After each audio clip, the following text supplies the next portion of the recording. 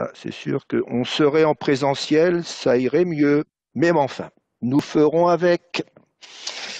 Oui, nous déposons de nouveau aujourd'hui, Monsieur le Président, euh, une motion qui est quasiment un copier-coller de la motion que nous déposions dès le 10 avril, comme je viens de la rappeler, pour rappeler que quand des acteurs économiques sont contraints par l'État, alors qu'ils ne demandent qu'une chose, c'est de travailler, qu'ils sont contraints soit de fermer administrativement, soit qu'ils subissent une diminution d'activité par ricochet, il convient alors que le responsable de cet arrêt de l'activité, que ce responsable de la diminution d'activité qui est l'État, qui, face à la saturation du système hospitalier, a décidé de confiner en deux fois d'ailleurs. On a eu un premier épisode au printemps,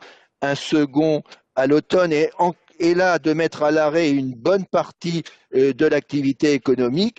Il convient alors que l'État prenne en main et compense à l'euro près. En effet, les entreprises doivent faire face aujourd'hui au cumul des charges courantes et des charges antérieures reportées.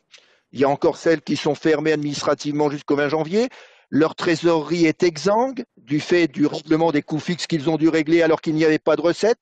Leurs fonds propres sont devenus parfois inexistants. Donc, la compensation des charges et coûts fixes le temps de l'impact du confinement est la seule solution. Nous le disions le 10 avril, je pense que maintenant cette réalité s'impose à tous. Nous en sommes tous convaincus le 9 ou le 10 décembre. Et donc, nous pensons qu'il est urgent que notre Assemblée manifeste Deux minutes, monsieur. son unanimité sur cette motion. Merci, Monsieur le Président.